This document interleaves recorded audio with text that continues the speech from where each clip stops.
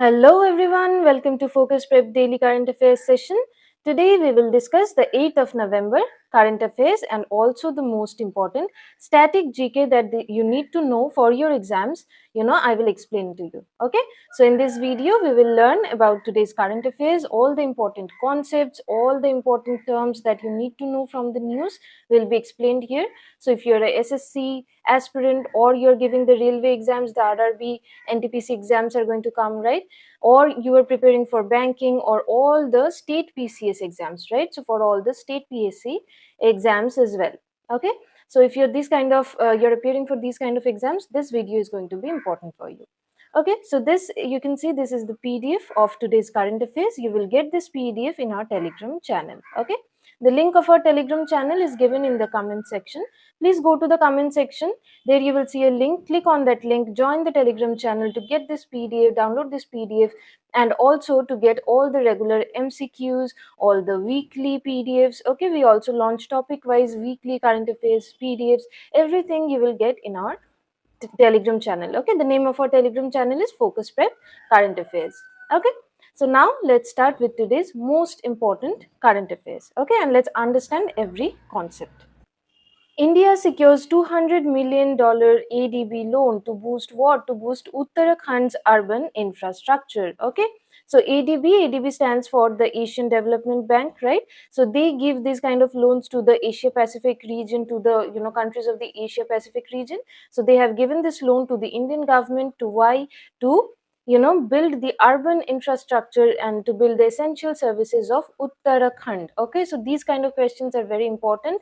This question will be asked like, that $200 million loan given by ADB is to help which state. So the state name you have to remember, or it will be given otherwise that Uttarakhand recently received $200 million loan from which organization. Options will be given like IMF, World Bank, ADB. Okay, so these kind of, so you have to remember this. Okay, now some static GK points about the ADB. These are very important. ADB, it was found in 1966. The year is important, the year of foundation, and the headquarter. Of course, the headquarter is important. It's based in Manila in Philippines. Okay. Now, what is the aim, or what is the purpose of this organization? It is for the financial assistance of the development projects across its 69 member countries. So ADB has 69 member countries, and the aim of ADB is to provide financial assistance for development projects in these countries. Okay. Now, this we have covered previously, but I will tell you here that Israel was the last, member country to join it. Okay, and it was a non-regional member. Non-regional member means ADB, it functions in the Asia Pacific region. So any country which is not from this region, right? Israel is a Gulf country, right? So it is not from Asia Pacific. So that is why it is being called as non-regional members. Okay, ADB has both regional as well as non-regional members, and the last addition to as a member to this ADB was Israel. Okay, this you have to remember. Israel joined in 2024. These kind of questions are asked. Okay, that which country joined last and when Israel joined ADB. Okay, so in 2024 it became the 69th member. Now ADB strategy 2030, it guides its mission towards prosperous, inclusive, resilient and sustainable Asia and Pacific. Okay, so the strategy for 2030 is to create a more prosperous, inclusive, resilient and sustainable Asia Pacific. Okay, now let's see the next current affairs. Zimbabwe launches their second satellite ZimSat-2, okay, to boost space program. So Zimbabwe's, it has been developed by Zimbabwe itself. So this is the second satellite that has been developed and launched by Zimbabwe. It is the ZimSat-2. And where has this been launched from? This has been launched from Russia. Okay, so Zimbabwe doesn't have the proper infrastructure to launch their own satellites. They have launched it from Russia. Now, what does this satellite have? They have a high resolution camera which will support agriculture resource mapping, disaster management efforts of Zimbabwe. Okay, so the purpose for launching this satellite is that to support agriculture resource mapping. Okay, so from the satellite, this high resolution camera, it will capture these images and help them disaster manage as well, and also it will help them map the agricultural resources. Okay, now ZimSat-2 is the second satellite. It has been successfully launched after the first satellite, which was ZimSat-1. Okay. Now let's see the next current affairs. South Africa introduces Trusted Tour Operator Scheme TTOS to boost their tourism from India as well as from China. Okay, so Trusted Tour Operator Scheme TTOS is related with which country? With South Africa. Okay, if you see it in your question in news, TTOS is related with South Africa. Okay, and why has this been launched? To boost the tourism sector, to increase tourists from India and China. Okay. So this scheme, the aim is to simplify and expedite the visa application process for the tourists from these countries. Okay, so to simplify as well as expedite. Expedite means what? To speed up, right? To speed up, to increase the speed and to simplify the process, the visa application process from these two countries. This scheme has been launched. Now look about South Africa again. Some static GK points. South Africa, it is located where? In the very southern tip of the African continent, right? Now, there are three capitals of South Africa. Okay, you have to remember this for your static GK. Okay, Cape Town, Pretoria, Bloemfontein, these serve as South Africa's legislative, administrative, and judicial capitals, respectively. Okay, so Cape Town, it is the legislative capital. Okay, Pretoria, it is the administrative capital, and Bloemfontein, it is the judicial capital. So this South Africa, one country, they have three different capitals. Okay. So if question is asked, regarding which capital, whichever, particular capital will be asked, you have to answer accordingly. Okay. Now, Cyril Ramaphosa is the president of South Africa. So the current presidents, our prime ministers, of these countries, they are important for your GK. So Cyril Ramaphosa, this name you have to remember. And what is the national currency? Again, currencies are important. South African Rand is the currency of South Africa. Okay, clear? Now let's see the next current affairs. The fourth LG Cup Horse Polo 2024 tournament held in Dras in Ladakh. Okay, so fourth LG Cup Horse Polo tournament. Okay, this took place in the newly constructed polo stadium in Ghoshan in Dras in Ladakh. Okay, one interesting fact, Dras, do you know that this was the coldest place in India? This was the coldest place. Okay, so it gets very cold here during the winters. Okay. Now, the event was organized by the Department of Youth Services and Sports of Union Territory of Ladakh. So, this particular department, Youth Services and Sports of this UT Ladakh, Ladakh is now a union territory, right? So, they organized this and this took place in Dras. So, you have to remember this is the fourth LG Cup and it took place in Dras in Ladakh. Okay. Now, let's see the next current affairs. IFC partners with Bajaj Finance Limited to strengthen India's climate finance initiatives. Okay, so India has been, investing a lot in different kind of ventures to reduce this climate change, to slow down this climate change, like electric vehicles, right? Electric vehicles have been introduced, green hydrogen projects India has been, investing in, right? So IFC, this International Finance Corporation, they have, come together, partnered with Bajaj Finance Limited to help India invest in these kind of ventures, okay, to strengthen India's climate finance initiative. So they have committed around a $400 million partnership with Bajaj Finance Limited to bolster India's climate finance initiatives. Initiatives like, these introduction of electric vehicles, right? Energy efficient consumer goods, EECG. This again you will see a lot in news. Energy efficient consumer goods. Okay, so these kind of ventures of India, they will invest in this. Okay, women owned micro enterprises in India, all these fields they will invest. Okay. Now, International Finance Corporation, if you look into that a little bit, IFC, it is the International Finance Corporation. It has 186 member countries and it is part of the World Bank Group. You know about World Bank, right? So it is part of the World Bank Group. And how many members does IFC have? It has 186 member countries. Okay. Most important is when was IFC established? It was established in 1956, right? And it is a strictly for profit commercial projects organization. So this International Finance Corporation, they are not a not a NGO kind of thing. They are not a NGO. Okay, they are not for non-profit. They are strictly for profit. So they invest in projects which can be profitable for commercial gain. Okay. Now, the organization headquarter again is very, very important, Washington, D.C., USA. IFC, it is, a part of the World Bank Group. Where is the headquarter of World Bank? It's in Okay, just comment it. Let me see. Okay, and the IFC headquarter, it is in Washington. This is important. Comment and let me know. Let me see how many of you know the headquarter of World Bank. Now let's see the next one. Maya Sandu re-elected as the president of Moldova. So the picture that you saw in our thumbnail, okay, that was the president of Moldova, Maya Sandu. Okay. Now Maya Sandu, she has secured the term as a president of Moldova. Moldova, where is it? It is a landlocked nation in Eastern Europe. What does landlocked means? It means that this particular place, it doesn't have any access to the sea, to the ocean, right? So it is landlocked and it is situated in Eastern Europe. Now it shares its border with Romania to the west and Ukraine to the north, east, and south. So towards the north, east, as well as south, there is a Ukraine, okay, and towards the west you have Romania, okay, and that is the border sharing of Moldova. Now the capital and the currency, again very important, especially for SSC and all the GK papers for PSC. These kind of things become important. Capital city is Chisinau. Okay, Chisinau. This is the capital city of Moldova. And the official language, there they use Romanian language, and the currency is Moldovan leu. When these kind of questions will be asked, you will not see this Moldovan term there. Okay, you will maybe see leu.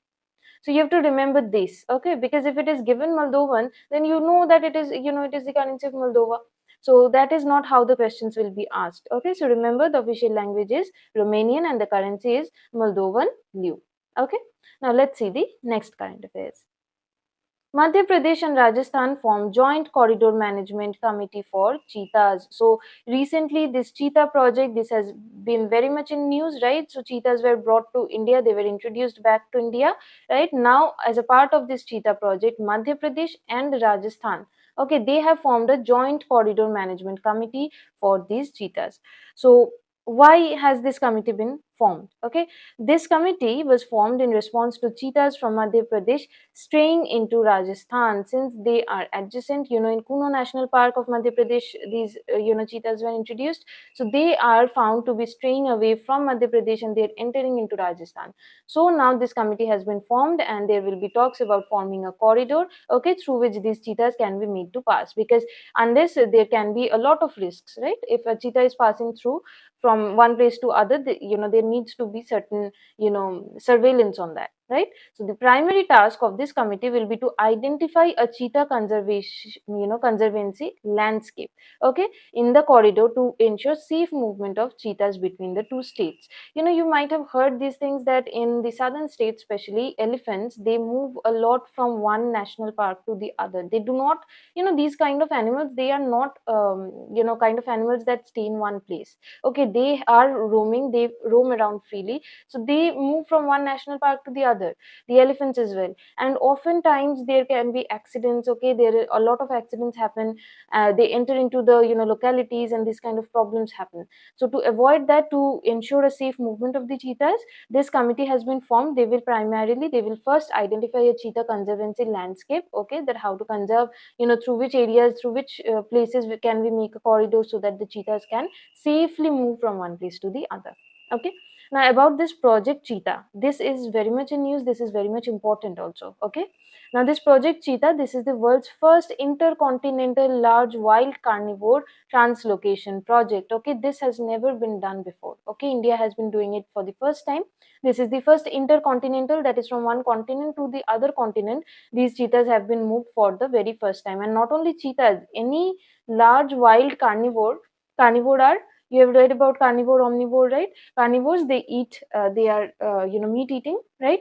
So for the first time, any large wild carnivore has been translocated from one continent to the other continent. This has never happened before. This is an experiment that first time India is doing. Okay, this aims to restore the cheetah population in India, because cheetah was declared extinct in India in 1952 itself. It was declared extinct. Okay, but now they are trying to reintroduce cheetah in India, right? So this project, who implements this? This is implemented by the National Tiger Conservation Authority, NTCA. Okay, so the National Tiger Conservation Authority, they are collaborating with the Madhya Pradesh Forest Department and the Wildlife Institute of India. Okay, and they are implementing this project. Okay. Now, there has been two phases. Phase 1 involved the translocation of 8 and 12 cheetahs from Namibia, that is in South Africa, to Kuno National Park. Okay.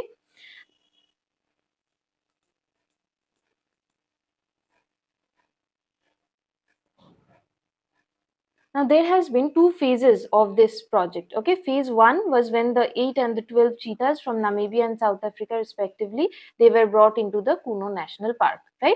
This was the phase 1.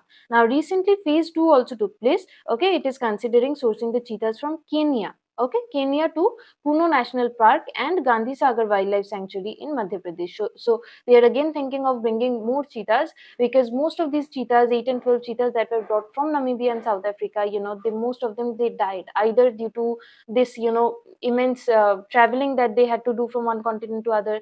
Secondly, they were, there was problem with availability of food. Okay, so these kind of problems these cheetahs have faced, and many of them have died also. Okay, so I don't know how far these, experimental translocation will, be successful to introduce cheetahs in India.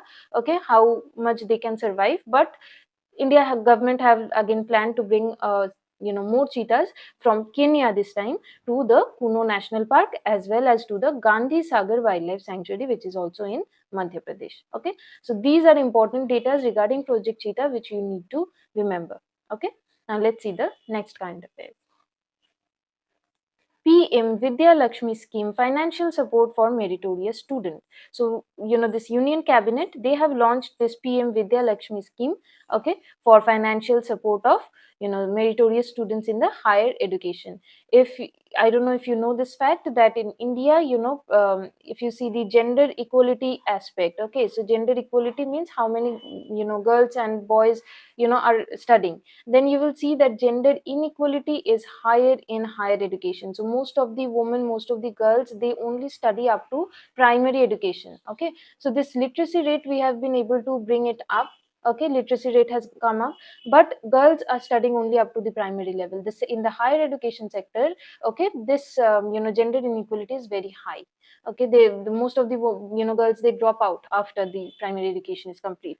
So that is why this PM Vidya Lakshmi, it aims to provide financial support to meritorious student in the higher education, because higher education is what we need to, improve in India. Okay, the participation of, in higher education needs to be improved. Okay, now this scheme offers collateral free and guaranteed free loans for students enrolling in top 860 quality higher education institutes, okay, across India.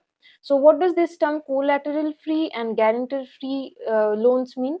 This means that when someone takes a loan, they do not need to deposit anything. Collateral means when you submit something, when you keep submit, not submit, you keep something. Okay, as a collateral, as a security, you keep that as a security, and for in lieu of that, you get the loan. Like gold loans. When you take gold loans, what happens is that you keep your gold in the bank, and bank gives you loan. So this gold becomes the collateral. Okay, why is this collateral, taken? Because if you default on the loan, if you cannot pay back the loan, then this gold, this will serve as the security for the bank. Okay, but in this scheme, the government has launched a collateral free, a guarantor free, so you do not need to guarantee, you do not need to put in anything as a collateral to promise that you will pay back the loan. Okay, you can just take the loan for free if you're enrolling in the 860 of the quality higher education institutes. That is the condition. Okay, now students can avail how much loan? About up to 7.5 lakh, okay, with a 75% credit guarantee for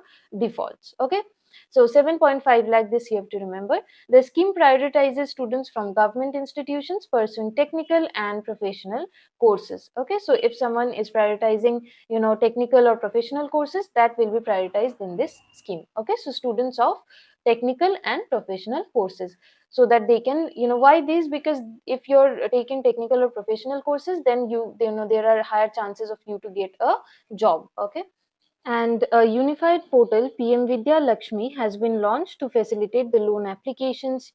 So all the applications can be, made in this portal. So this portal, PM Vidya Lakshmi, has been launched, via which, all these applications will take place, the loans will be given. So all the processes will take place through this PM Vidya Lakshmi portal. Okay, so now let's see the next current affairs.